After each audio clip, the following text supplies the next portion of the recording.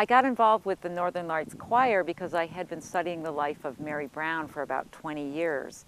So when I heard that Helen DeMong was starting a choir and they were going to be doing songs about Timbuktu, I became very interested and joined the choir right away. That was about 5 years ago. Well, sometimes I get concerned about sticking to history and the facts and the truth per se, but I really like how this has become such a bigger message and has told the story in a way that really brings it to life and really touches people. My interest in Mary Brown sparked when I started coming to the Adirondacks hiking and beginning to study the history. And I came to the John Brown farm and I learned the story, but I was curious as to the women here. And so I heard the story of Mary Brown a little bit. And as the caretaker, Ed Cotter, used to say, Mary has more to do with this farm than John Brown does. And so I became very intrigued with learning more about Mary Brown. I think the opera placed Mary exactly as I see her. She really was a pioneer woman. She was a woman who had 13 children. I plotted that out and I realized she was either pregnant or nursing for almost 10 years straight. So this is what women were like. This was their life back then. And she probably had more responsibility than maybe some other women did. Her husband was away a lot of the time. But I think it's a very realistic picture of life for women in the 1840s, 1850s.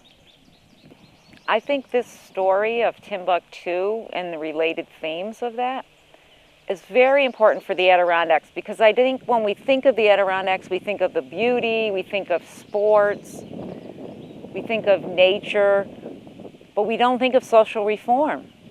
And the fact that this incredible social reform experiment happened right here in the Adirondacks, in the middle really of the high peaks, is something that we really need to talk about and think about what it means for today.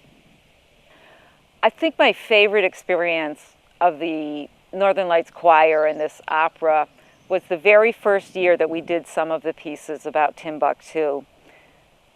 And the last piece that we did was Under the Vine and the Fig Tree, which is a very spirited piece, a very lively piece. I always have to dance to it. And at the end of that concert, everyone stood up and applauded, and so we sang Under the Vine and the Fig Tree again, and the audience remained standing. They started clapping, they started dancing and singing with us, and that's the spirit of that moment. It stays with me. The premise of the Timbuktu experiment was to have black men and their families come to the Adirondacks and start a farm. Garrett Smith gave them property, hoping that they could make that property worth $250 so that the men would be able to vote.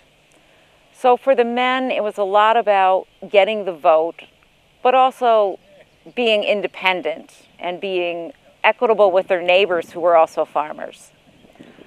For the women, they weren't going to get the vote out of this. But what they were going to get was a sense of an interracial community, perhaps, of trying to build and bridge racial issues.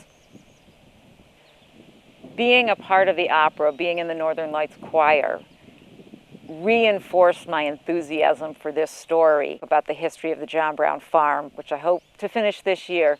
So it really inspired me to remember what a great story it is and all the messages that it has in it. And it's a very complex story, but I think a story that needs to be told so that people understand that the John Brown farm is about a lot more than just John Brown.